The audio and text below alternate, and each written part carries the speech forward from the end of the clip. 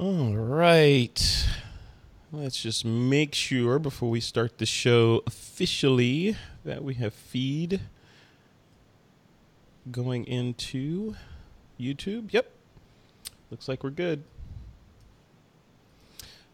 All right, folks, thanks everybody for joining us in the chat and watching the live stream. We're going to start the show in just about a second here. My two guests are standing by in the wings, and we're going to dive into this Nikon Go's mirrorless stuff. Do me a favor, folks that are watching, if you would, give us a nice thumbs up if you would be so inclined. And also make sure you participate in the chat room too. Give us your questions, speak your mind and stuff in there.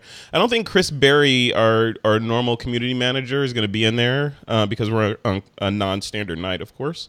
And the reason for the night, there's two pieces of housekeeping I wanted to go through.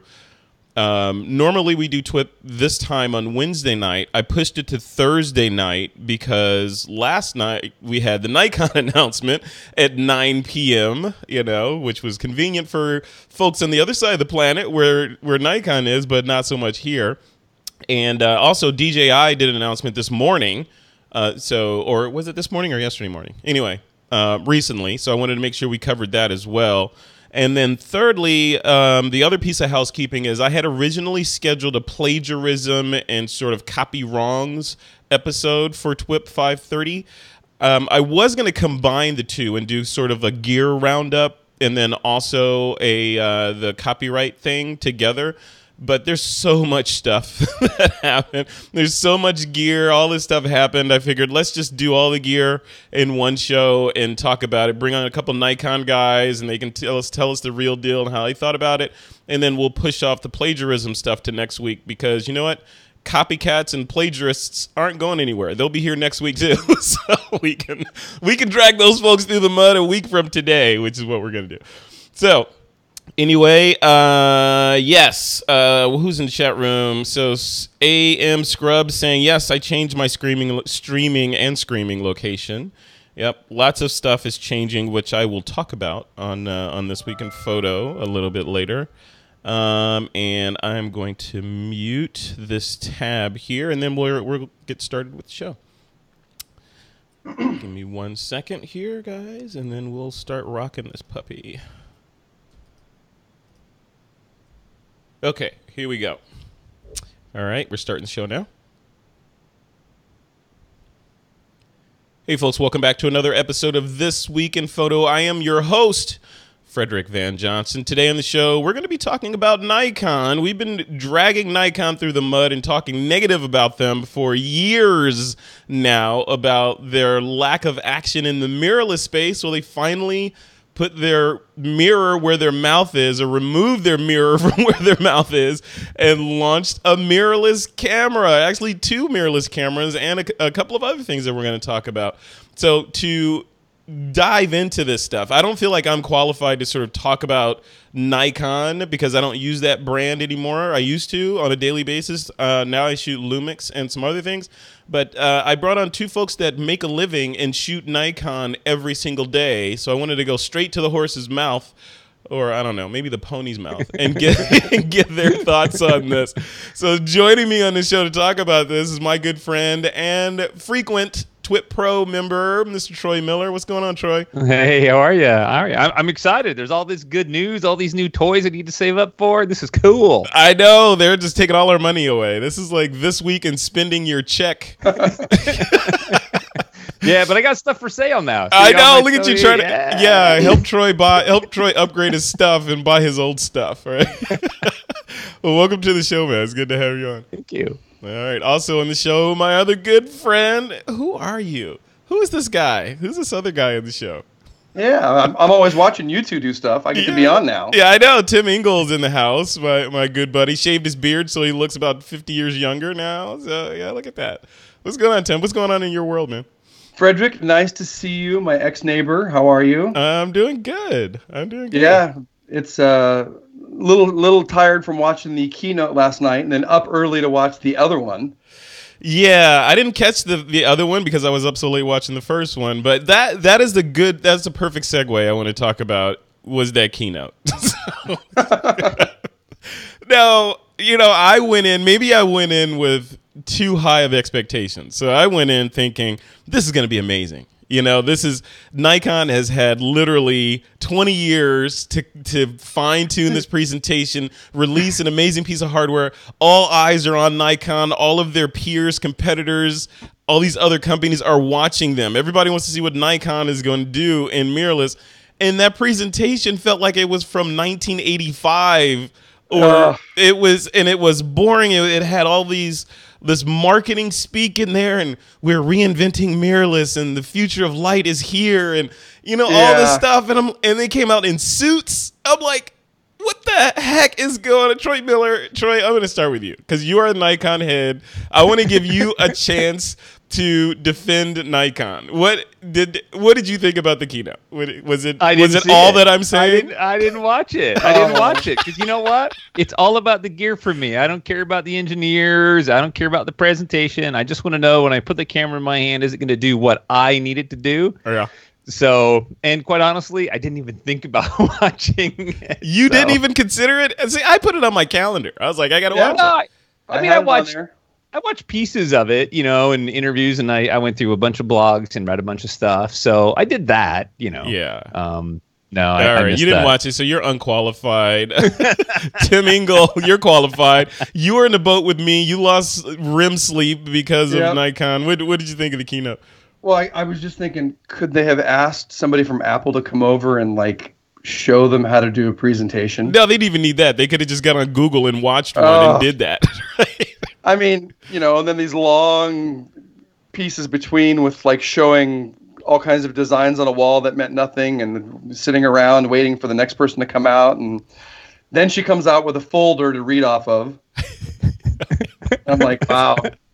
So I know it was horrible. And then apparently nobody had remembered to vacuum the stage. I know. I hope somebody got fired for that. But okay, so I wanted to preface all this. I wanted to start with that because they deserve to be dragged through the mud for that. It's not like Nikon is poor. They had ample time to put this together. It wasn't like somebody said, "Oh, we got to launch this thing in 3 days. Pull something together." They've literally had years and years to pull this thing off. So I got to drag them through the mud. And then his unveiling of the slow miss up of pulling the tissue off of the camera. Oh, stuff. Yeah. Okay, so that all said, let's put all that negativity behind us.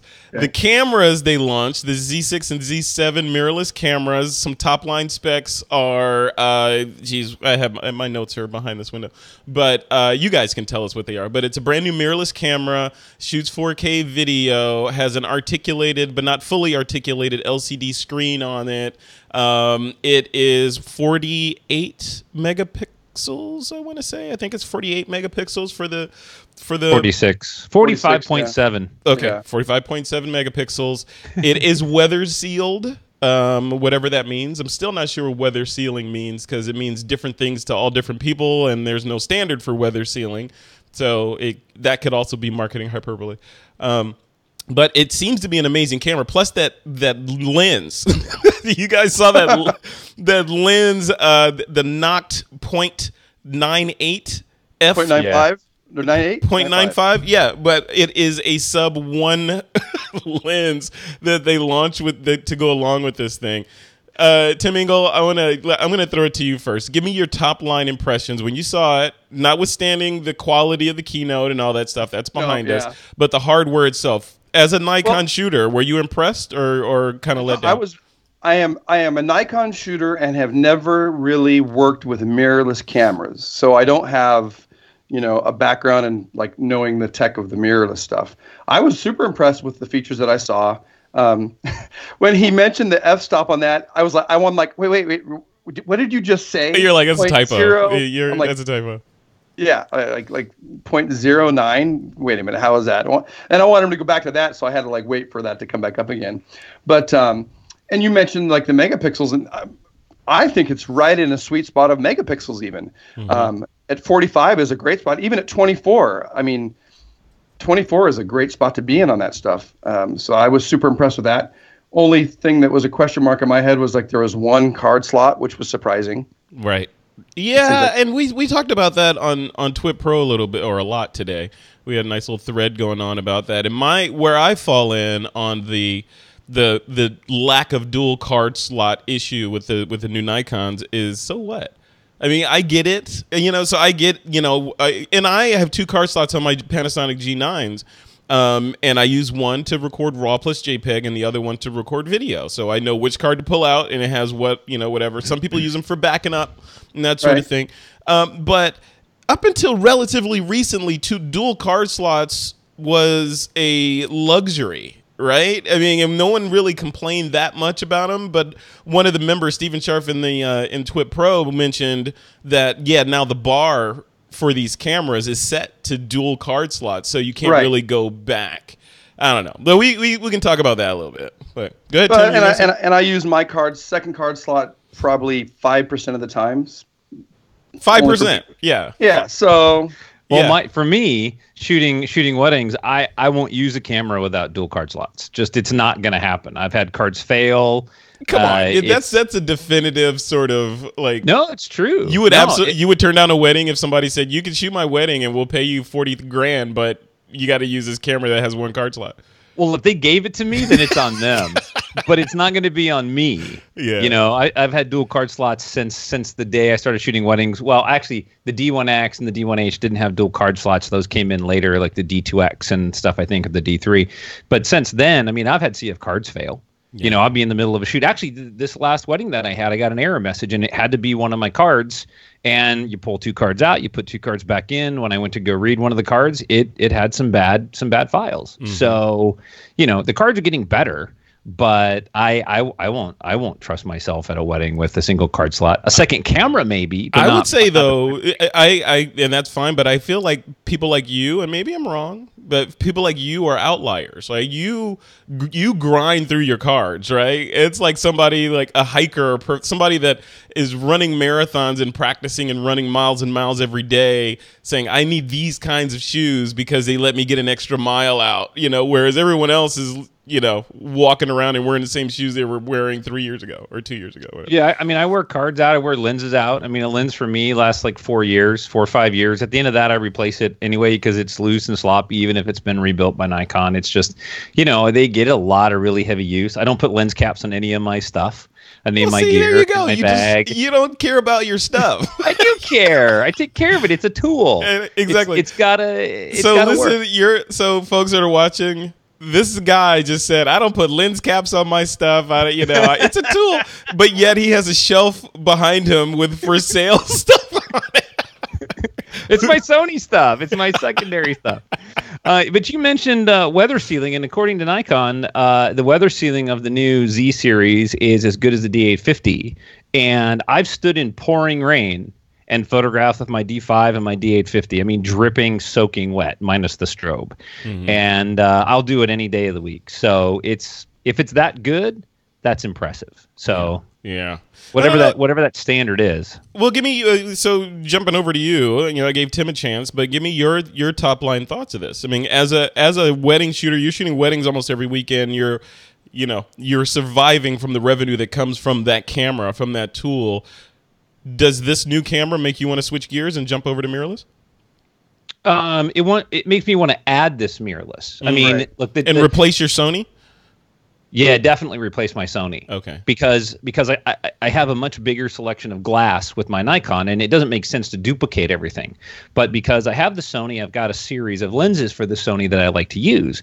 But it would be great to be able to reach in my bag and pull out my 24-1.4 Nikon and throw it on my mirrorless camera, shoot infrared, shoot, mirrorless, whatever I'm going to do. That's my extra bodies. And I love that. And then it integrates with my system, so I can still use my SB5000 strobes. I can use all the accessories that I have. I have XD cards already because of the D850. Mm-hmm. So it's a perfect integration into this system. Right. And I think this is what Nikon's trying to do with Nikon shooters is like bring them back, the ones that maybe like me who bought Sony gear or Panasonic gear or whatever, and be like, now this integrates in your bag. Yeah, I agree. That's what it seems like, and it seems like maybe they were letting Sony sort of make the ground fertile for them to go ahead and plant the seed, and then go harvest their users back into their camp. So that begs another question about how Nikon is positioning this, because I was watching it, and one of the things I had on my list that I wanted to grok and get out of the presentation was, is Nikon replacing DSLRs? Is this an evolution of the whole Nikon brand, and then this new Z series is going to be the future of Nikon going forward? Or are they going to do parallel paths for the DSLR shooters and mirrorless? In other words, they're adding a new kid to the family and they're going to raise them both. What do you guys think? I think it's going to go mirror, dual channels for a little while. And I can see it moving towards the mirrorless eventually. Yeah, and the DSLRs just sort of dying in the vine. Yeah. Huh. But Back to the Futures. It addressed all the things that I wanted to see. Obviously, my like Troy talked about, my glass can work on it. That's a huge thing. Yeah, it's like with an adapter. That's the other thing. Well, let me give Troy give you a chance to respond to this. Is it the future of Nikon, or is it just another tangent department that's going to show up within the Nikon headquarters? Well, I think the answer for Nikon is the same for anybody. Is mirrorless going to overtake DSLR? And we're only going to know that over time, adoption, and the tech and the performance that they can put into those mirrorless. So, for example, if the Nikon mirrorless can actually focus in the same low light and soft light that my DSLRs can, right? That's a huge contender, because right now there's no mirrorless camera that can focus in the low light situations, the soft light situations that my Nikon can. It's -4 EV it'll focus in. The Sony and everything else is like -3. They said that the Z will be in a -4 environment, but that's going to be where the challenge is for me. So at some point, consumers are going to decide, right? They're going to be like, oh, this is working for me. This is better. There's a feature I like. And I've always said that if I could have my D5 with a live viewfinder, that's the perfect camera. Right. So whether there's a mirror in there or not, I don't care. Yeah. I just want it to work. Yeah. Oh, interesting. See, this is the stuff that I need to hear. This is exactly what I need to hear. So the other piece of, you mentioned that your lenses will work on this. They won't work out of the box on it. You'll need an adapter, right? Sure. The Z mount is a brand new mount that they created using as they kept saying last night, their 100 years of experience in developing world-class systems. They developed this brand new circle that goes on the front of the camera with the bayonet. New flange. It's a new flange. So that doesn't bother you guys at all? That you can, or is it a good thing that you can still use your old lenses? I think it's a great thing that I can still use my old lenses. That gets me to the camera quicker. If I had no choice but to buy new lenses and a new camera, then it's going to take me longer to get to that new camera. Yeah. But if I can get the camera tomorrow and add some of my lenses to it, start that direction, then I can start segueing to, my 0.08 or 9.5, f lens. I did not see pricing on that thing, so you may not be buying that. I'm just saying. She mentioned pricing a bunch of it. I was trying to convert as she was saying it, so at least I got some of the. They said it really fast. Yeah, right. So, I don't know. Yeah. So Z mount. What do you think, Troy? Doesn't bother you? Doesn't bother me at all. No, it doesn't bother me. It's $100 if you buy it with the camera, which means it's going to be a couple $100 even if you buy it by itself. Big deal. A flash is over $600. Mm-hmm. The lenses are several $1,000s. A couple $100 for me to integrate my existing system and transition to the mirrorless over time. I'm super stoked with that. Yeah. I can see at some point when my D5 has sort of aged out that it's a mirrorless and a D850, and then maybe the D50 ages out. We're talking a few years. Then I'm all mirrorless, and at that time, maybe I've sold off some of the old mount, the F mount glass, and I'm going with only the newer mount. Right. I'm excited about that direction. I think it's super cool. Yeah. I can't wait. I can't wait to get this thing out and shoot it. I've already ordered one. Oh, you ordered one already? Really? Well, I sent an email to my camera guy, and I'm like, you put me on the list. As soon as Nikon sends me an email that says, as an NPS Pro member, you can pre-order now, bam, 2 bodies on the way. And I've already contacted my infrared guy, and he says he'll convert one for me. Oh, Jesus. Hey, Trevor Panaki is in the chat room. He says the rumored pricing for the 50 mil 0.95 is $6,000. That's the number you get off Petapixels. Well, $6,000. You still want it? I'll rent it. We want. Yeah, you want Sure, it. I want Which it. means in a couple of years it'll be down to what, $4,000, and then maybe you could just swing by and get it. That's money that's hard to hide from your spouse, right? So, Yeah. But it's a unique lens, and it's sort of showing what the capabilities are with this larger mount, with this 55 millimeter mount, right? So they can let in more light, they can do more things. But for me, it's kind of like the 12 to 24 or Canon's 14 to 24. It's 11 to 24 Canon and our 14 to 24 Nikon. It's like this big, giant, heavy piece of glass. mm-hmm. I don't need that. I'll get an f4 and I'll just bump up the ISO. For what I do, I'm happy with a little bit of noise, but there's going to be somebody who's like, oh my gosh, this is the perfect Astro lens, and they'll pay any amount of money for it. So Sure. cool. Push it out there and innovate. I love that. And a video guy may want to use that for something, and it's like it may be gorgeous on that. Yeah. Oh yeah, for shooting video, of course, yeah. All right, so here's I wanted to throw this to you guys. This is a piece of meat to throw at the hungry Nikon mirrorless guys. One of the marketing taglines that I wrote down last night was they kept saying that this is mirrorless reinvented. Mirrorless reinvented. And if I was Sony or Panasonic or Fuji or any of these other mirrorless companies out there, I would have to call foul on that. So what do you guys think about that? I mean, obviously you haven't held the camera yet, so maybe it is mirrorless reinvented. But from what I can tell, it's a mirrorless camera with f-stop, shutter speed, ISO, and the other stuff around it is kind of ancillary. I don't know, Troy. What do you think? Is this a reinvention of mirrorless technology? Potentially it's certainly an iteration in a generation of mirrorless. Is it reinvented? That's tough to say, right? Like it's marketing. They're stretching that. Mm-hmm. My experience with mirrorless, and I have the Sony A7R Mark II, and I've shot with the Mark III. I have an A7 Mark II. So I've had a bunch of Sony mirrorless stuff. And the thing for me is focusing. Phase detection focusing is always challenging in soft light. If they've been able to overcome that and give the same focusing and the tracking performance that I see in the top end cameras like the 1DX Mark II and the D5, okay, you could almost wear that badge for a little while. But on a spec sheet, side by side, they look the same. You have to put them into the real world and the real world performance. If they've added a couple stops of latitude, maybe that's justifiable. I don't know. It's not. I mean, I'd have to see something really crazy for them to be able to justify saying reinvented.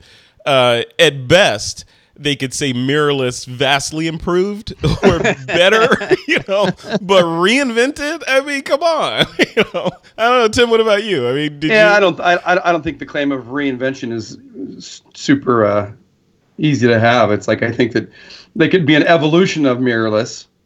Hopefully they took all the lessons from everybody else with what they wanted, and what they liked, and what worked, and then, added in and topped those things. Mm-hmm. And I've picked up, your mirrorless like twice. That's kind of the extent of my mirrorless experience. Yeah.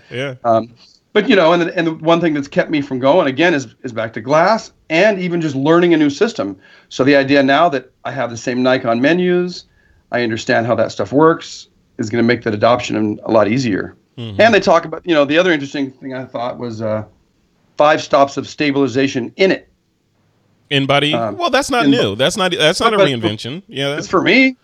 Well, not for Sony. Well, they could say that, mirrorless reinvented for those that have been using DSLRs. There you go. There. Okay, that's fair. Right? With a little asterisk right there. For the rest of you people that have been shooting mirrorless for years, this is, but for the people that are new, they're going to be like, oh, wow. That's like going from a horse and buggy to a Tesla. You're like, this is amazing. I can't believe it, Have you seen this new mirrorless stuff? Exactly.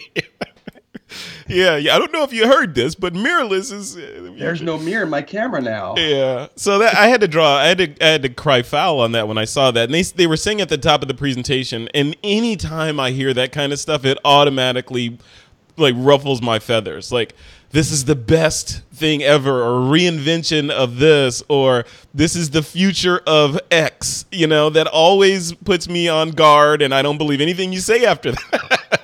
Or this is our best image processing ever. Well, I sure hope so, because you know, I would hate to go backwards. Well, that's fine to say that. This is our best ever. This is the best thing that we've ever done. But to claim ownership of an entire sector of the industry and say that you reinvented it seems a little disingenuous to me. I don't know. Yeah. So I don't know. So yeah, in my notes I had so weather sale. Oh, this one I'm going to throw you guys, because I know at least one of you shoot the Nikon D850, right? And the other piece of marketing hyperbole that they had in there, that at least from my perspective, was they were saying that and I quote, and I put this in quotes, they said the Nikon D850 was the ultimate DSLR and achieved perfection. See, again, you lose me with that stuff. I mean, you could say close to perfection or, in our opinion, was the perfect DSLR, but you can't say. According to DxO and the DxO ratings, they scored over 100 points, and they beat out Hasselblad on many of the points they have. So look, it's all marketing. I don't care what they say. I really don't care. Right? They could call it whatever they want. I just want the thing in my hand. I want to go put it to work. Right. I don't care what color it is. I don't care. I just just make it amazing. Right? Let's just give me some gear that does something that I can go to work with. Yep. Get out of my way. I just want the gear to get out of my way so I can just go create. Yeah. That's the ultimate goal. Yeah. And a battery that lasts longer than 3 hours. Yeah.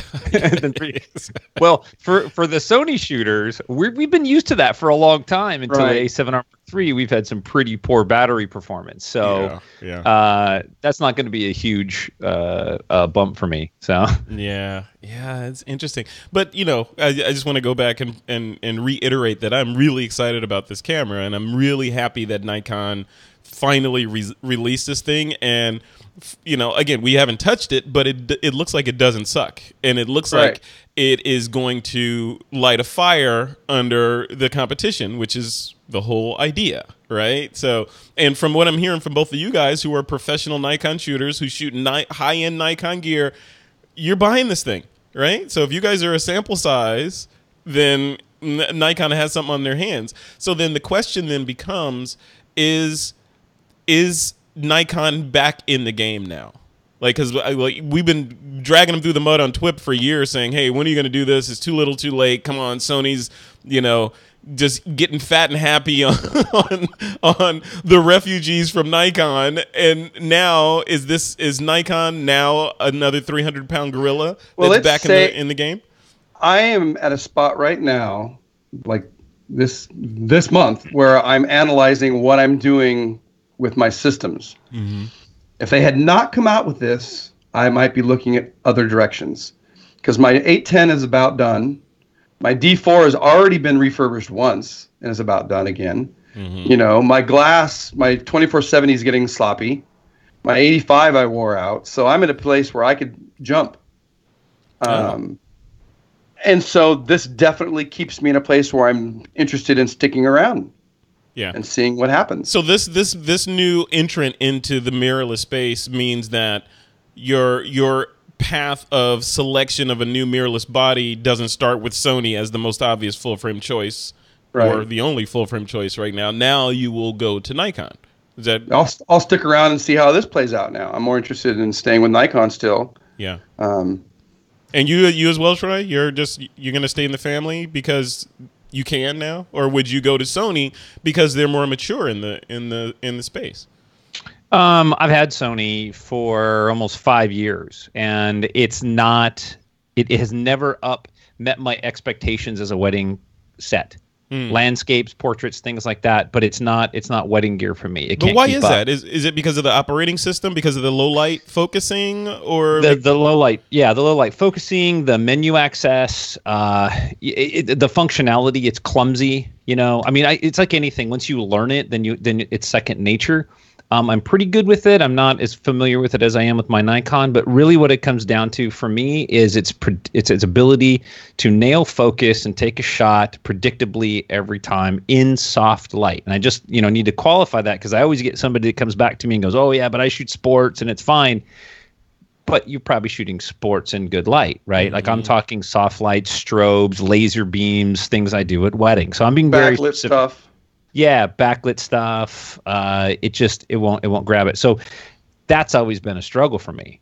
I would love to have a camera that could focus like my D5 that didn't weigh as much as the D5 weighs. That thing is a freaking beast. It is. Yeah. Yeah. It is. And it has its place, but I'm excited to see what Nikon does. Yeah. And I am so fast and so intuitive with my D4 that, you know, I had picked up the Sony and had it for 3 days. And it just would not keep up with how I shot. Mm-hmm. No.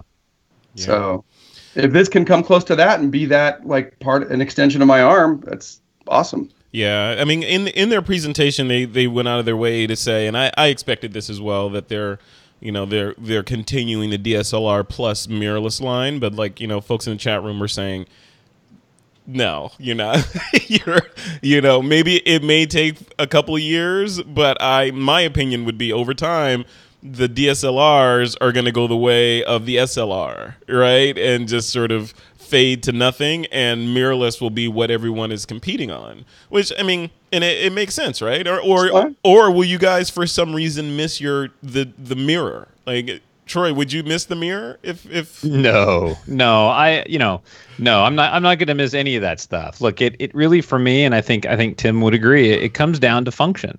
You know, does it fit in my hand? Can I get the shots that I want to get when I want to get them as fast as I need to get them? Can I make changes to exposure adjustment, white balance, whatever it is? Can I do it unlike the Sony without having to drill through a funky menu and super soft sensitive buttons on the back? Yeah. You know, those kind of things. Well, Frederick, I have this special time with my camera where I like to flip my mirror up and look at my sensor occasionally, and it's just, you know, it's a good alone time with me and my D4. So, you know, I'll always want that. That's your toilet reading time? That's right. Click. Now you can spend time with your sensor by changing the lens. There you go. Right Just take the lens off. It's just like, always right there for you. There's a spot on it. Here, I'll get it. Yeah, exactly. Yeah, just lick that spot right off. Yeah, this is an exciting time though, right? I mean, for I think across the board for people that are whatever system you're on that are thinking of moving into mirrorless or for whatever reasons dissatisfied with mirrorless, even if you're not going to move to the Nikon Z series cameras, I think it plants a flag that says these larger companies, and Nikon is one of the more important companies, are committed to that type of technology, right? It's no longer. And not that it was a fad, but in the beginning, people were like, mirrorless is not. I'm going to stick to DSLRs. I think the vector is pointed in that direction very clearly now, right? Sure. Yeah. Yeah. So. I mean, I'm moving probably now to the 850 to replace the 810, and then mirrorless probably like later in the year, next year. Hey, Troy may sell you his 850. No, I'm keeping that. I love that. That's one of the best cameras I have. It's the only non D345 body that focuses as fast as my D5. It's the ultimate DSLR. I won't buy like a D6. Well, it's perfection. It's good. It's perfection. It's perfect. That's right. Yeah, not that perfection in any way is subjective, but you know, it's perfection. And if somebody at Nikon had said different, they might have gotten taxed. Hey, Anselm S in the chat room is saying the 850 is not Nikon's final DSLR. So what does that do to your math there, Troy? Start with you. Like if Nikon comes out with a D870, which is awesome, and at the same time, sitting next to it on the shelf are these mirrorless cameras, what do? Do you buy a mirrorless or do you upgrade your 850? I decide at the time based on the performance of the body. No, but for real. Yeah. But for real. Sure. You know, I wouldn't have bought the D850. I was going to buy another D5, and my buddy at Sammy sent me a D850 and said, try it. And I was like, holy crap, this is actually good. Because I had the D810 and the D800. It didn't focus like my D5. Yeah. So I sent it back. So then the D850 is like, this is brilliant. So I'm shooting with that. Yeah. You know, and that's what's going to happen with the mirrorless. I'm going to add that for infrared, but I'm going to add that as a second body. If it's that good, I may shoot that all the time. Yeah. Yeah, there's no reason for me to change unless something wears out. Yeah. Right. Yeah. But would you, so if, I mean, there's that, that, I think what you just said, Tim, is the ideal, but a lot of people, Chris Berry, I'm looking at you in the chat room. A lot of people like to upgrade when they don't necessarily need to upgrade. They just want to have the state of the art, which is nothing wrong with that, right? No. So if you're in the camera store and you have your 810 and it's time to upgrade, and there's a mirrorless right there and an 870 right there. I have no idea if that's going to be the naming schema, but that's sitting right there. What do, Tim? He still has a D4. You know what he's going to do. I know, right? Tim is the MacGyver of light. If you could like make a pinhole camera, you would make that and shoot with that all day long. Walk over to the clearance rack and see if they have a scrim or something on the clearance rack. You're that guy. That's right. Oh man! I'm going to get the old plunger that has, you squeeze it and a little piece comes out, and try and figure out what I can do with that. There you go. The MacGyver of photography, ladies and gentlemen. Yeah. And something that we all need to keep in mind, that simply because a body is mirrorless doesn't make it better. It doesn't make better images. It has a different function set. And it's about the photographer who's going to use them. I think that mirrorless caught on and started selling so well because it was the new thing. Yeah. And that's the reason that I got into it, because I looked at Sony and said, wow, these guys are innovating. And I want to play with that gear because they're innovating. Mm-hmm. But it doesn't make my work better. No. Mm-hmm. It's a function set. Still got to push the button. Yeah. It's in service of the image, right? Not buying the gear because you like shiny new things. You're buying it because, hey, what can I do with that? What can I do that I wasn't doing yesterday if I buy that thing tonight and go shoot with it tomorrow? Right? Well, like I've always said, it has to be a quantum leap in something I'm not able to do now. Yeah. Which is, see, that's an interesting question. So that goes back to f-stop, shutter speeds, and ISOs. Yeah, especially from you. You can do Tim, you can do a lot of stuff that most normal mortals can't do with very little gear, right? So you don't necessarily need all these bells and whistles to still create great photography, but you still want them, right? Because you're a human. Well, yeah, like I say, it'll happen when I wear my stuff out. So, like Charlie over here at Action, I took my 85 over there and I said, "Is it worth sending in?" He said, "No, you replace it." He said, "You're one of the few guys that comes in and wears lenses out."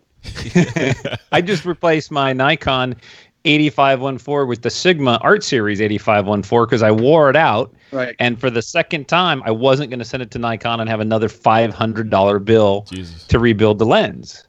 I picked up the Sigma at replacing this 85 just 2 weeks ago. Yeah, the Art Series. Yeah, I think it's a Hulk, but it's brilliant. I have owned every pro body that Nikon has made, every D1, 2, D1X, D2X, D3, D3. I've owned them all, and so I love my gear. Yeah. But at some point, if it's not better or good enough, then I won't keep it around very long. Right. Yeah. I'll swap it out. Yeah. I can't explain to people how responsive the D4 is for me. And probably the same D5 for you, Troy. It's like... Yeah. And actually, the D4 is one of the better focusing cameras compared to like the D4S. And then they fixed something in the D5. It's always been a challenge. But the D4 was brilliant focusing. For some reason, it was one of the fastest. Yeah. So... All right. Well, parting shots on this before we leave this particular topic. Who's this in the chat? Oh, Trevor Panaki in the chat room says the A7 Mark II is running away with the market, and follow the numbers. So if that is the case, if you look at this from a pure market share momentum standpoint, and you consider the number of Nikon shooters that have already converted over to Sony or some other brand, is this new system enough to change the tide, and reduce Sony's lead, and or convince some of those people that have converted to Sony, as I look on your for sale shelf back there, converted to Sony, to come back into the Nikon fold? Is this that camera that's like, okay, guys, you cheated on us for a while, now it's time to come back home, we forgive you, right? I think it definitely will plug a hole. I think it'll keep people from leaving that were thinking about leaving. Yeah. I think it will bring some back. But that hole has been open for a long time. There's been a lot of leakage going on. But it definitely will stem that tide, I think. Yeah. For sure. I think it's and it's going to bring some back that left, I think. That if you've got Nikon glass still, I think it's more likely to bring you back. Yeah, I think you're right. The glass is the magnet. Troy, what do you think? Does Sony have too far of a head start? Is this too little, too late, or is this just right on time? It doesn't matter.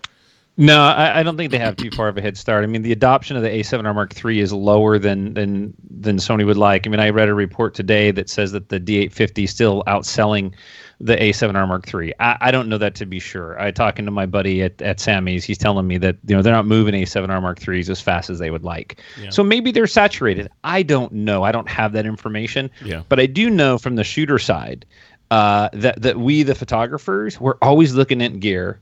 What is going to service us? What's going to be cool? I got a buddy that just bought a whole bunch of A7 Mark III stuff.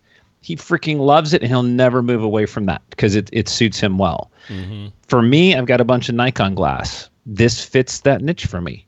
Yeah. If I had gotten rid of all my Nikon stuff and I'm shooting only Sony, I wouldn't go back. That doesn't make financial sense to jump around. Yeah, but what photographer has ever operated from a position of financial sense if they had the means to do so? But right. And the other side of this is I look at, I talk to a lot of photographers, and Sony. This is across the board. People have Stockholm syndrome when it comes to their gear for the most part, and Sony shooters, especially Fuji shooters, but Sony shooters seem to really love Sony. They seem to really love their gear, almost like a sports team type fanatic, right? So those people, even if Nikon created some sort of new camera body that used dark matter and could see into the future and all this stuff, I don't think they would move.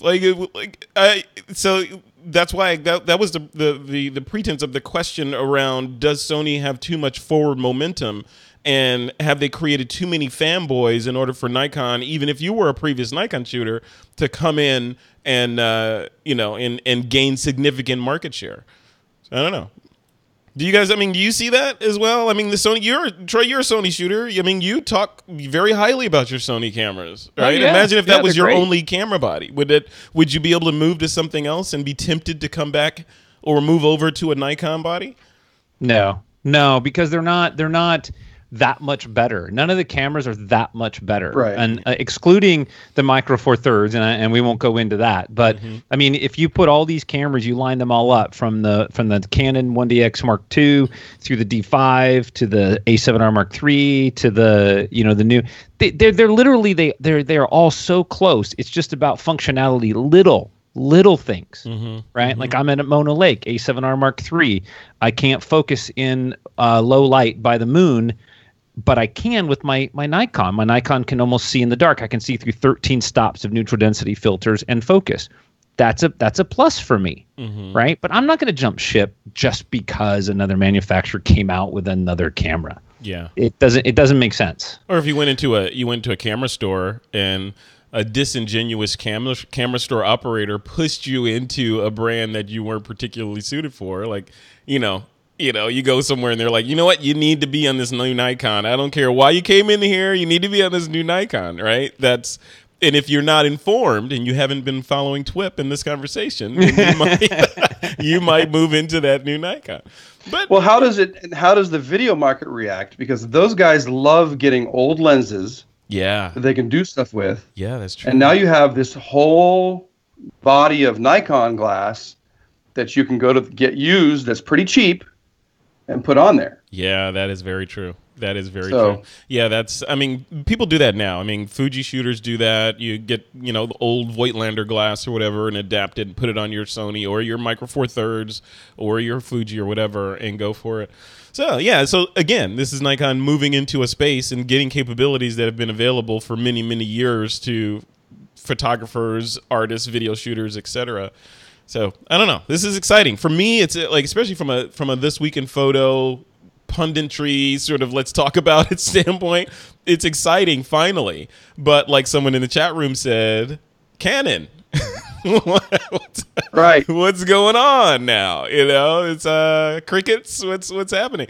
Is this the shot across the bow now? Canon can finally release whatever they've been sitting on. What do you think, Troy? Do they have something in the back room that they're going to just release next week? No, I don't think they do. Canon has made publicly many statements that they're going after the video market, and they're really heavy in the video market. And I think that's why when you hear Nikon come out and say that we're not abandoning the DSLR or the photography market for video, I think that's important because they're playing sort of against what Canon has said. Canon is very heavy into their C cameras, the C300, the C600, and those kind of things, and that's the direction that they're moving their cinema lenses.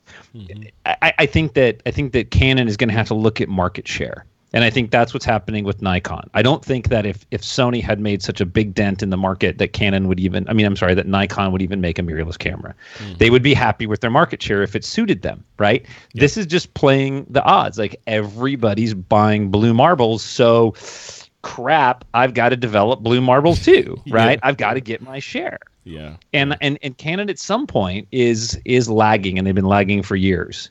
And it's time they're going to have to catch up. I mean, when Nikon came out with the D5, it really hurt Canon because it was faster, it had better low light capabilities, it had better high ISO capabilities, and Canon was not prepared for that. They were the big boys on the block, and they were like, "What? This happened to us?" Yeah. And I think it's going to come around. I will say though, I'm super excited to see so many players in the market competing with each other. Sure. Because we're the winners. Yeah, we're the winners.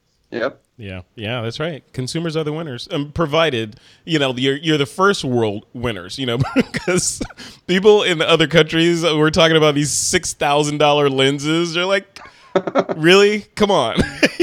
That's clearly first world consumerism at work. Right. Someone in the chat room is asking, does the Z7 shoot 4K? Yes, it does shoot 4K. And they made some mention during that presentation last night that they were talking they kept mentioning future proofing and that it was ready for 8K.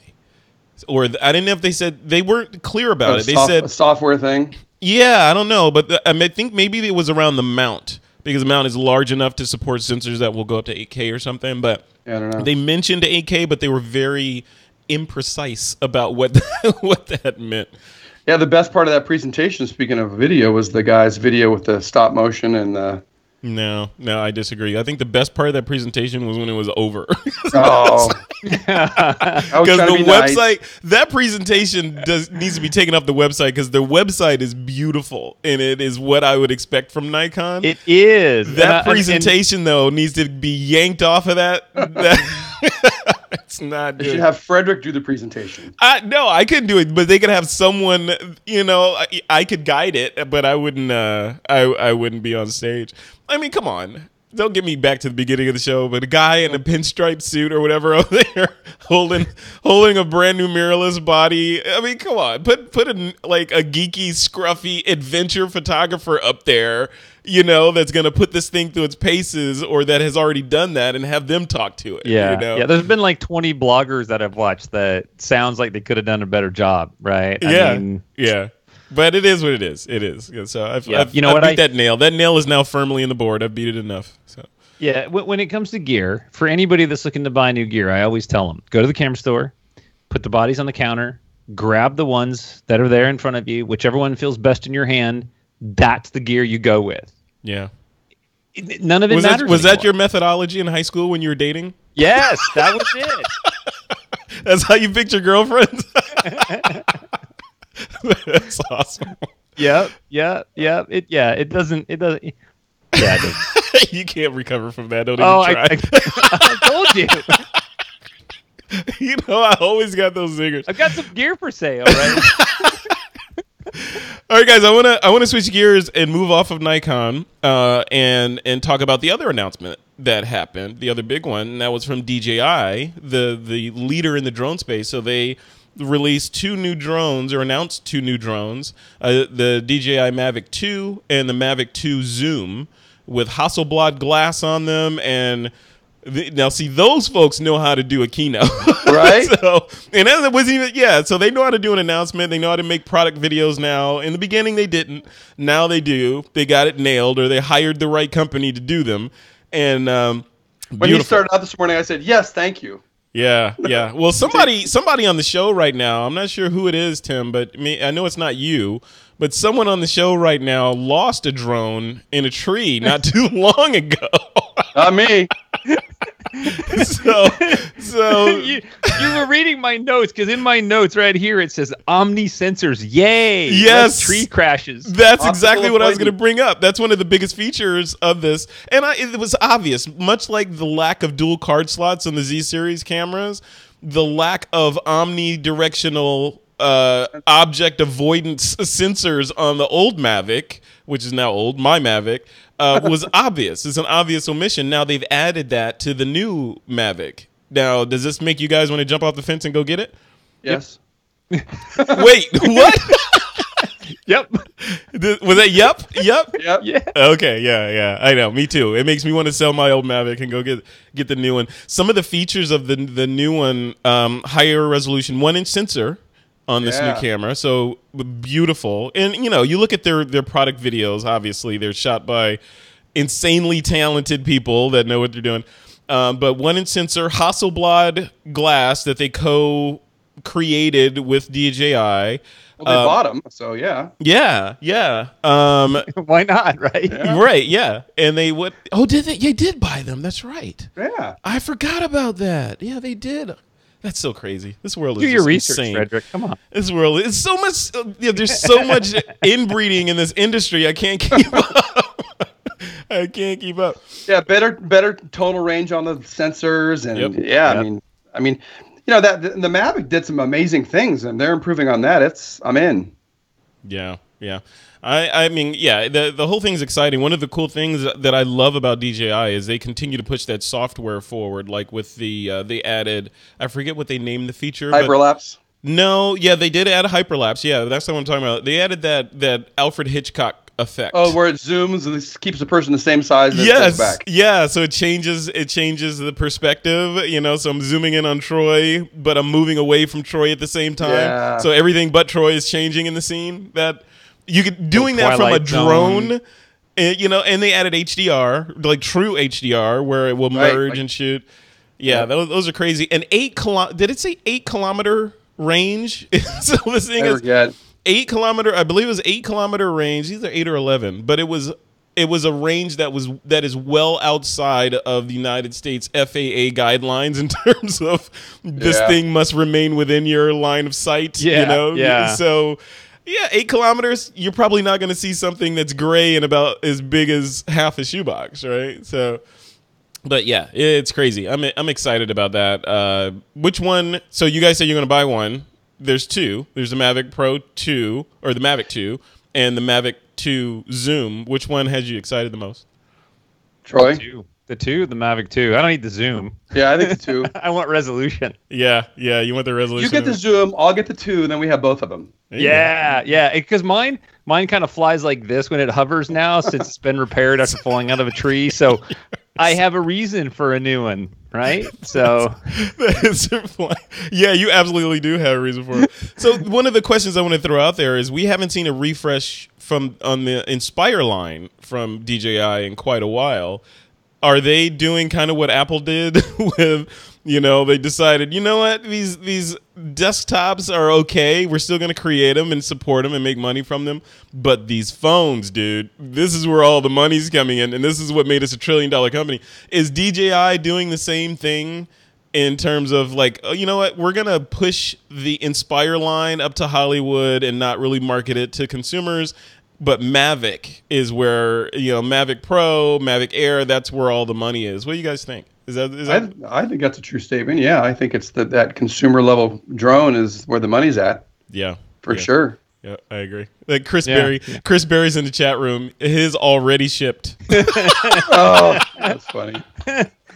Chris, give me some seeds from that money tree you have growing in your backyard. I think that there is a national drone ownership limit. I think that's a new FCC regulation that you can only own so many drones. Yeah. So I don't know. I think Chris Berry's building his own private little Air Force over there. Is he? Yeah. Oh, I hovered over that purchase button today, so it may happen soon. Yeah, I want to do it, but see, the thing is with the drones, I don't fly my Mavic Pro all that much. I mean, I fly it and I take it with me. I took it to Puerto Rico. You can now. You don't live by an airport. Yeah, well, that's true. But no, I was outside the range of the, not outside the range, but I was in a fly zone. It wasn't a no-fly zone. But at the same time, you look at you know, I look at how much I fly it and the quality of the images that come out of the Mavic Pro, and they're great already. And I'm thinking, is this, you know, I want the new Mavics, but do I really need to upgrade to it? Somebody that's flying, you know, a drone that's on crutches like Troy, yeah, obviously you need to upgrade. I don't even have a drone now. Or somebody that's drone limited, like you, droneless. Yeah. Oh man! But if you already have a Mavic, there's, I mean, I don't know, you know. You brought a guest on that doesn't own a drone. Yes. Seriously. Although I was early on it, I had the GoPro with no stabilization for jobs. Yeah. And it's never switched around. So now it's time, right? It's time to pull a trigger. This is the drone. This is the drone that I wish that I had. Yeah. God, I'm gonna resist. I'm about to buy a new MacBook Pro tomorrow, so that'll get that. The MacBook allows me to do this kind of stuff. So that's first. We'll get the MacBook Pro, and then consider buying the stuff that I don't need. Right. So I'm excited. Also, Panasonic was in the news. They updated their LX100 line, which is it's a fixed lens with a zoom on it, and the only thing that a lot of people complained about with that camera, it's kind of in that fixed lens, like the Fuji X100 range. It's kind of the market for it. If the X100 series had a zoom lens on it, but one of the things that people complained about, because Panasonic is known for their awesome touchscreens on the back of most of their cameras. This is one of the cameras that did not have a touchscreen on it.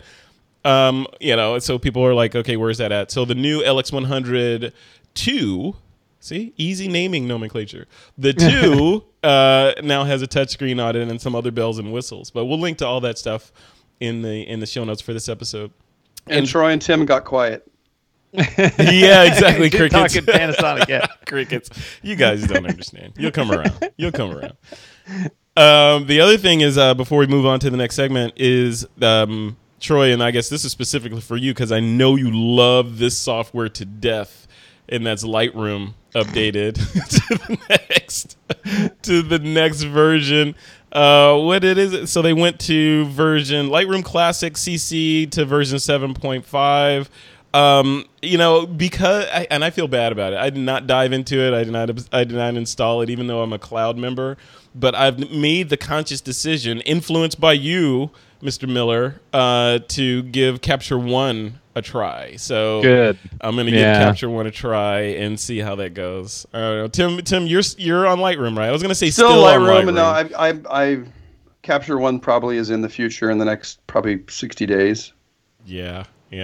See, I've already downloaded the demo, and I'm on the last legs of my demo, so I'm gonna have to fork over. I some did money the demo, that. but then I didn't do anything, so it expired. Yeah, I know. Well, download it again, because if they did an update between that time and this time, it'll reset your demo. Oh, okay. Yeah. Oh, good knowledge. See, if I could just time this so that I tried that. You did when I was testing mine, it was tough. You know, it's the Lightroom Capture One argument is the same thing, kind of like cameras, right? It's like, it's a tool. If it does what you want it to do, then spend time in that one. Lightroom is buggy. It's slow. It doesn't have the extensive layers and the layer control, the layer masking. The layers are pretty killer in there. Yeah. Yeah. And those kind of things for me in Capture One is just significant. I mean, you could there's tons and tons of people that are going, oh, it's better right out of the camera, and it's you know what, all that stuff is just configurable inside the software, right? A camera raw preset or a default when it comes in. Yeah. That's just you can sharpen things whatever you want. Well, you know what I've heard a lot is like Good Dog in the chat room is saying, enjoy the learning curve this week in photo. I've heard that the Capture One learning curve is steep, and and I've played around with it, looking at the UI. It's intimidating, and there's a lot going on there. But when I think about stuff like that, I think about the benefit of, okay, I'm going to invest a good week understanding and sort of grokking how this software thinks and how to use it, and I'll make some mistakes and watch some YouTube videos, and then I'll have it. You only got to learn something once. It's not like you got to learn it every time you use it. I'll learn it. I'll ask stupid questions to you, Troy, and then I'll have it, and then you move forward. Then I'll have layers, right? So it's the challenge for people that have a hard time learning Capture One and get stuck with it is coming from Lightroom. Right. Because when you come from Lightroom into Capture One, you still think like Lightroom. And you have to not do that. You have But to what do you step think away. like? Do you think like Photoshop? Because when I think layers, I think Photoshop.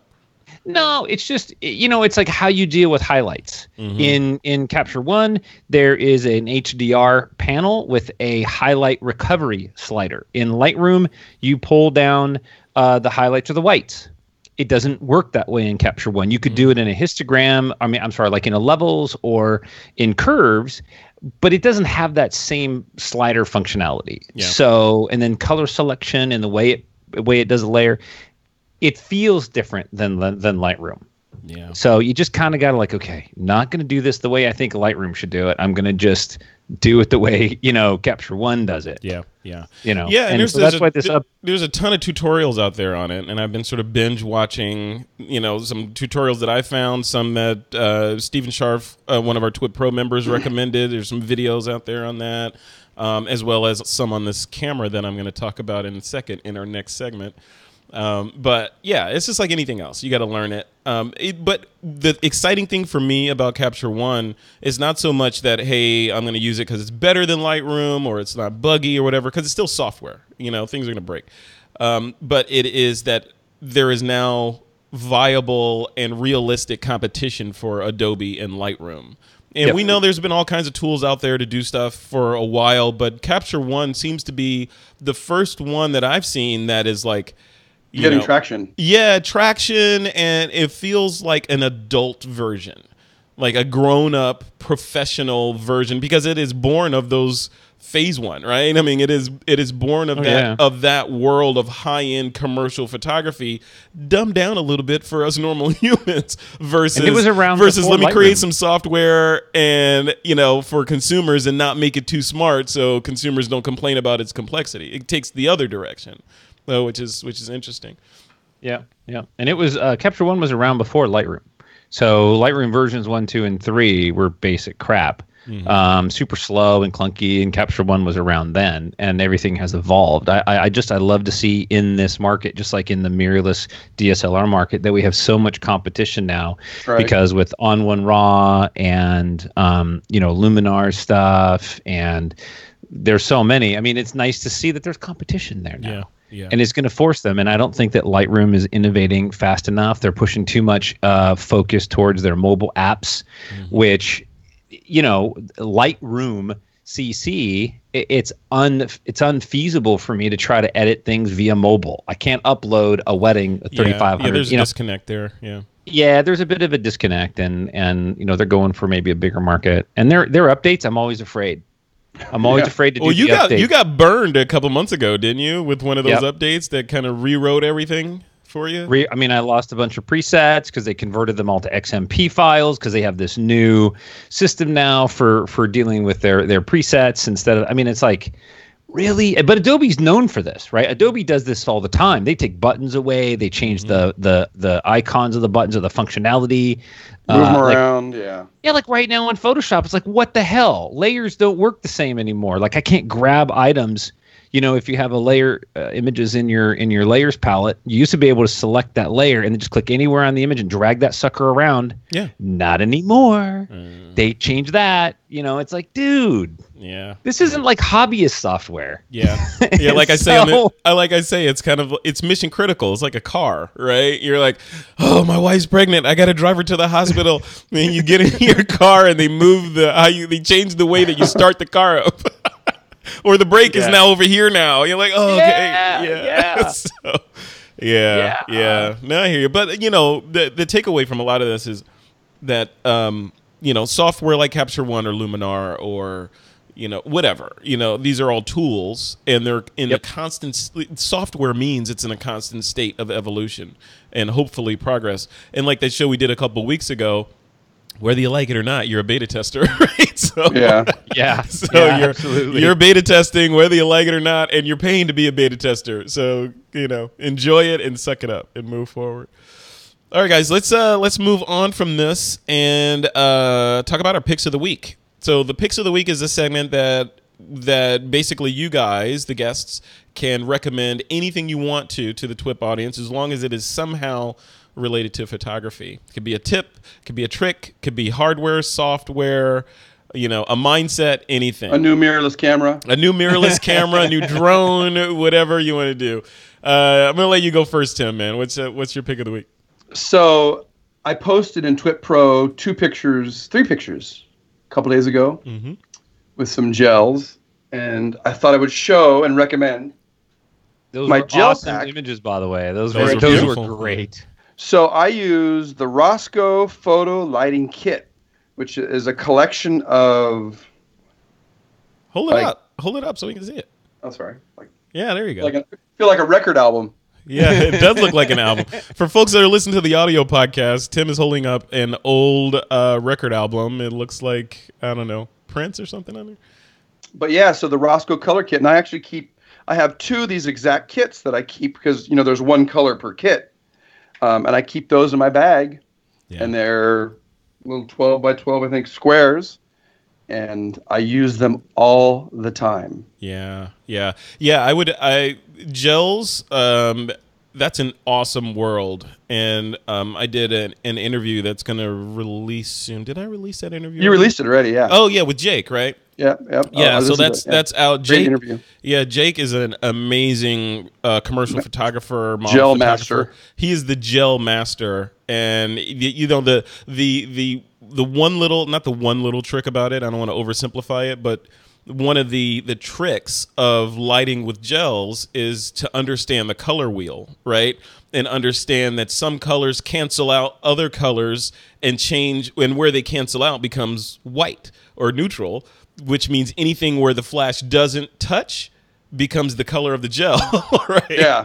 So, which is kind of cool when you think about it. So you can change a whole room to red, and the only place that is not red is where the flash touches. And so you can, you know, make those kinds of creative decisions. So what you're saying is listen to his interview. Listen to the interview and go buy his course. He's got an amazing course over on rggedu.com. And those guys are ridiculous in the amount of effort and detail they put into their courses. So those are like watching mini movies of how stuff is mini done. movies, yeah. They do like tracking moves and all this stuff. It's not just guy in front of webcam, screencast, guy back in front of webcam. These are like cinematography laden, and because they come from that world. These are like documentary photographers that have decided to use their superpowers on training. So yeah, go check them out, rggedu.com, friends of the TWiP family. Yes, that is my pick. You should have gels in your bag. Gels. Yes, and because of those images that you posted on TWiP PRO, I used to carry little tiny sample gels in my bag that I would, you know, when I go and shoot the bride or whatever, I might put a blue light on. I put them back in my bag. All right. I'm like, dude, I should be doing that. There you go. And I don't know what happened. I cleaned my bag out, I never put them in there. So, you know, I have been inspired by the great Tim Ingle. And so good. Yeah. Thank you. Tim Ingle, you got Troy gelling now. Look at that. Yeah, you got me gelling. There you go. I was waiting to use that. That's all right, cool. Thanks for that. Roscoe Photo Lighting Filter Kit. I'll put a link to that in the description and the notes for this episode. Troy Miller, what is your pick of the week, man? What is sticky that? note. For those on the audio podcast, Troy is being dramatic and holding up a 3M sticky note. Sticky note. and here's why I think the sticky note is my pick of the week, because I just did a big photography course and I saw this happen a lot. Is you take this sticky note and you put this right on that screen on the back of your camera, like so, right? Did you write your exposure data? And you stop looking at the images. Anti-chimping device? Yeah, anti-chipping device. Learn how to shoot without looking at your images all the time. Learn your gear. So my pick of the week really just sort of speaks to, you know, get out there, learn your gear. Don't look at the screen on the back of the camera all the time. If you're shooting mirrorless, it's going to be kind of hard because I was going to say because my viewfinder. I was going to say because you know us mirrorless shooters can see all that data inside the viewfinder. But I don't think they make yellow stickies that small to go on. It is for a brief second, and you don't have to look at it all the time. But it's this idea, and I'm sure Tim, when he's out there shooting, you set up a light, you do your thing, you know your camera's gonna grab it a certain way. You don't have to look at that screen to make sure you got an image, right? Like you might look at the screen just to make sure that the extreme things are done. Look at it, like I got it, I move on. Yeah. So well, put a post-it note on there. The old days of Polaroid. You check the first Polaroid, shoot, then check the last Polaroid. Yeah, yeah. And shooting 4x5 or 8x10 film. Yeah. No, we used to do it on the medium format. We'd have a Polaroid back. Oh yeah, or medium format. Yeah. Yeah. That's true. True. So, you know, just get used to your gear. Stop trusting that screen. Learn that gear. You should be able to change, you know, settings and dials in the dark. Mm-hmm, you know, and I have to do that all the time. Like, oh crap, I need to stop down for this shot. You just 3 clicks, that's 3 stops. You know, I'm good to go. So yeah. So Troy, repackage that, post it, and call it the anti-chimping device. It's $700 for a pack of 100. Yes, I will improve your photography just with these. That's right. That's right. Damn. Yeah, want to be a film shooter but don't have a film camera? Then put this on the back.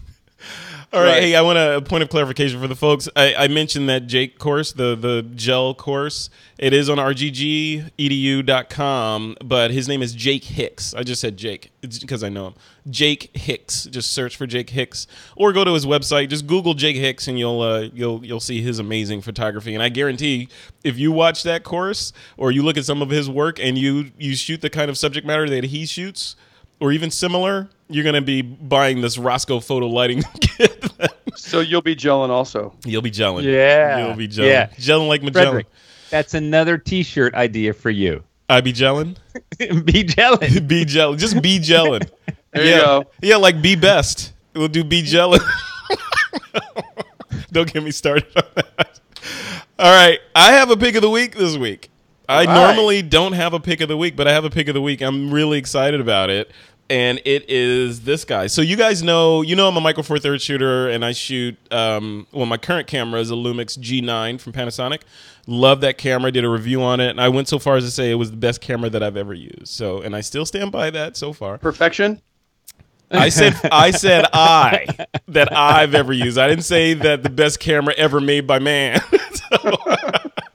Or woman, right? So anyway, this is my newest toy that I've been playing with. Can you guys see that? Ooh, that's nice. Yes, this is the Fuji X100F, and I'm told the F stands for Frederick. But yeah, it's the Fuji X100F that Fuji was so kind to send over to me for evaluation. That is what they call an editorial unit, and I've been playing with it for the last week. I got to drop it in the mail next week. But one of the reasons I wanted it is because a lot of the TWiP Pro members, Chris Berry, Stephen Scharf, etc., they have this camera and they've been raving about it as the best camera that they've ever used for street photography, at least, So I decided, let me get my hands on one and put it through its paces. So I've been shooting with it on and off for the last couple of days as time allows, and I'm pretty impressed with that little camera. It is for what it seems like. There's some sort of TARDIS in this camera because for what you get in this camera, it is way too small for the power that the camera packs and what it is doing. Is even with we did that show a while back on the Fuji look. That was one of the reasons I wanted to get it, because I wanted to get a look at that Fuji look. But the Fuji look is, I can see it in the camera, and I can see it with their black and white styles. There's a bunch of different styles that you can shoot in because it is a mirrorless camera. You can shoot in these styles and see them before you even click the shutter. So it is the design of the camera, as you can see, it looks, let me switch the camera. And a retro feel. It is very retro, yeah. It is very retro, and it looks like it was made in the 70s or 60s or something, but it is obviously not. It is a modern mirrorless camera that I'll go so far as to say that this camera makes me want to take it with me everywhere I go. So it has that feel of, it makes me feel like a photographer again in terms of, like, we talk about f-stop, shutter speeds, ISO, and just, manual aperture ring, that kind of feel. It makes me feel like I'm shooting, and it's not obtrusive in that, hey, you got this Nikon D850, Sherman tank that somebody painted black in front of you. It is a small little diminutive, but the images that come out of the camera are pretty amazing. And I made the commit to only processing the images in Capture One. So I'm trying this camera, and I'm only using Capture One to get used to 2 different schools of thought. And I'll tell you, I've shot Lumix for years and years and years, right? And I love the Lumix system. I love the Panasonic system. And it is interesting how the pathways in your brain get wired for a certain operating system. And then when you try to switch over, how hard it is to switch over. Because I'm like, okay, where is this? Even things like formatting the card. Like, it takes me like 2 seconds to format a card on my G9 on the X100F. I'm like, where is format? Where is it? It's gotta be like Capture One from Lightroom. You're gonna have that same thing. Yeah, I know, but I'm looking forward to that. It's actually, it's called growth, and you kind of get a feel for it. So will you add this to your bag permanently once you get rid of that one? Will you get your... I don't know. I will let you know at the end of this trial period. I mean, if I had to make the decision right now, I would probably go buy one and put it in my bag. But I haven't gone through. I'm going to give it the full month. They gave it to me for a month, so I'm going to give it the full 4 weeks test. It's going back in the mail this time next week, and we'll see how it goes. I'll tell you this though. I think this camera was it's like $1,200 or somewhere in that range. I would buy this camera if I only had that much money in my slush fund. I would buy this before I bought the Mavic. 100%. 100%. I would buy this camera over and over again before I bought the Mavic. So if that says anything, I don't know. Maybe I'm more of a photographer. It says you already have a drone. Oh, well, there's that. Yeah, there's that. But I'm more of a photographer than a pilot, I think. So I think these kind of cameras excite me more than a drone with omnidirectional object avoidance. And that's a true statement. What? You're going to bring that up?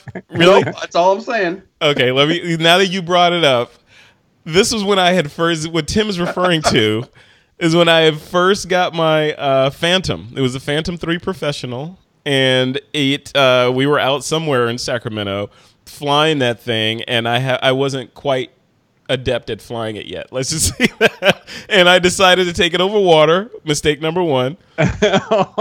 Mistake number 2, I didn't respect the battery warning. Mistake number 3, where we were flying it was like a tree-lined creek, so I'm like over the water, which meant you had to go over the trees to get back to where we were standing. The Phantom 3, as you probably know, didn't have any sort of object detection and avoidance. So when it ran out of battery, it decided to draw a line straight back to where it took off from and head back that way. Turns out there were trees in the way, right? So I almost lost the drone. And we were streaming live to Facebook from the drone. See? It's why you don't stream live. Yeah. Frederick is surprisingly quick for a photographer. Yeah. My heart was going like 900 beats a minute. You get those sweats where you know that you're gonna. And I just gotten it. I'm like, I'm about to lose my toy, and it's gonna be embarrassing. And but I got it. I landed it just in time, and long story short, never did that again. Never will do that again. So drone survived despite me. So. All right, guys, let's end the show. We are at the end of another episode of This Week in Photo. Troy Miller, I'm going to let you go first, man. Where can people go to keep up with you and all the stuff that you're working on, etc.?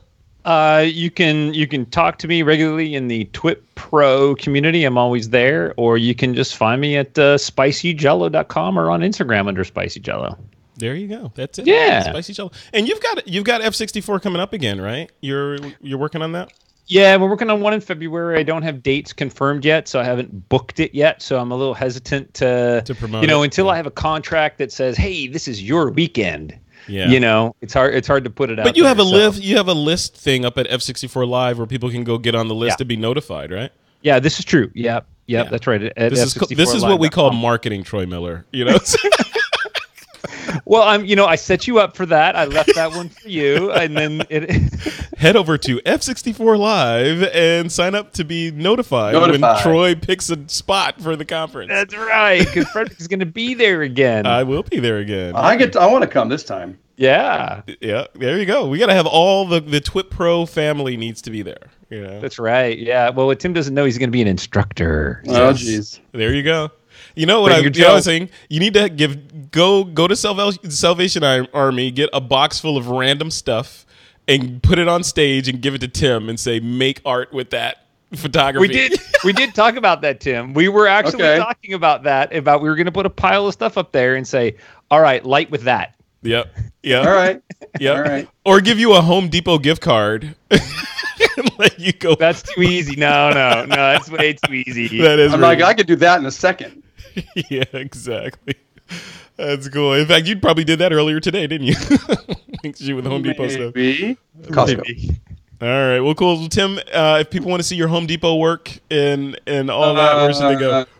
Yeah, englephoto.com. Tim Engel on Instagram. Englephoto on Instagram. Yeah, just all my craziness. Editorial work is what seems to be the jobs of choice lately. I got a lot of that going on. Yeah, that's cool. All right, that's cool. So, one thing I wanted to, I was gonna make this my pick of the week, but I didn't. But there's a series on Netflix that I was watching. I like to recommend these different shows that I find to the TWiP Pro and TWiP community, but it's called Skin Wars. It's not what you think. It's called. Wait a minute. It's not what you think. The punchline. No, it's on Netflix. It's called Skin Wars, and it's one of those Iron Chef reality type show things where people get a challenge and they have to complete the challenge and eliminate each other to move on to the next round. But this one is about body painting. Oh. Yeah, so they're like these body painting artists get a model, and then they get a challenge. They have to do a certain thing, and then they win.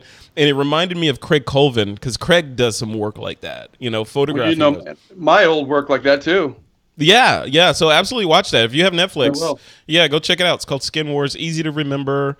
I think they're like search that in your browser though. Yeah, don't search it. Not. Just search it on Netflix. Don't search it in your browser, please. Right.